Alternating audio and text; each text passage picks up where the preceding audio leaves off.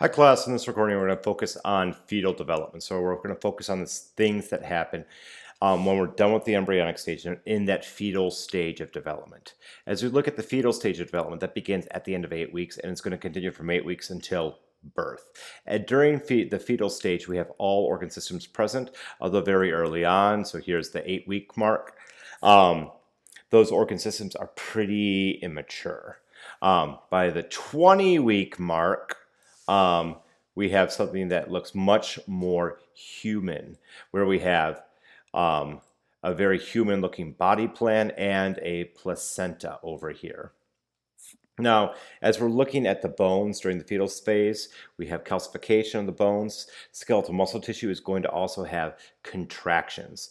Now, these contractions early in the fetal stage are typically going to be too weak to be felt by the mother, although typically by the middle of the second trimester or the beginning of the third trimester, the mother is capable of feeling the fetus kicking within the womb or moving within the womb. The heart is going to start beating at about 28 days, or week number 4. However, it's not going to start circulating blood until the fetal stage, until about week 8. And the heart and liver early on are very large and very prominent, and they form bulges. Let's scoot this over here. They form bulges within the abdominal, pelvic, and thoracic cavities, and that's known as the ventral or anterior bulge. And as we look at this early stage, the head is enormous relative to the rest of the body. The head is approximately 1/2 the volume of the body. And as we look at a child at the time of birth, for a newborn child or a neonate, a newborn, the head is about 1/3 the total body length. So it's still enormous, but not quite as enormous, and proportionally speaking. As we look at the fetus at the very end of development, we find that oxygenation is going to all occur with the placenta. And this is going to be all throughout the placental stage. So the blood is going to be oxygenated at the placenta.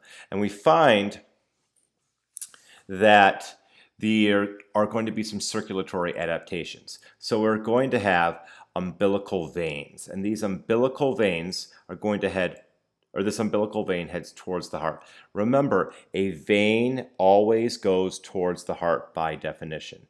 And the umbilical vein goes towards the heart and carries oxygenated blood away from the placenta to the heart, and then circulates that oxygenated blood throughout the body by mixing it with deoxygenated blood. And that's why we have purple over here. We have partially oxygenated blood circulating through the fetus. And that partially oxygenated blood ultimately is going to be sent to the placenta through the 2 winding umbilical arteries. And then at the placenta, they pick up oxygen, and then that oxygen is going to be sent back to the heart via the umbilical vein, and that's the circuit.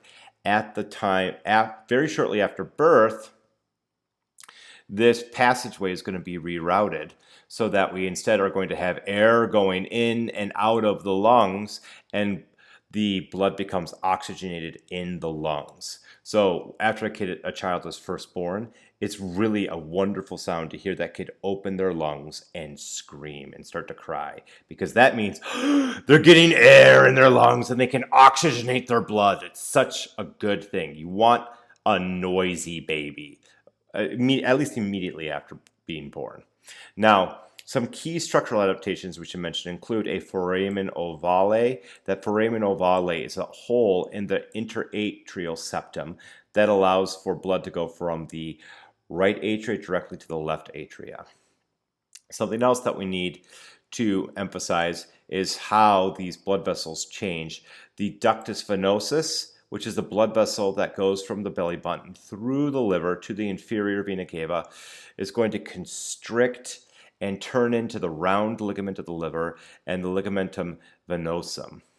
We also find that the umbilical arteries turn into the median umbilical ligaments as the umbilical arteries constrict, and blood is now only going to be oxygen poor or oxygen rich. We won't have this partial in-between state anymore.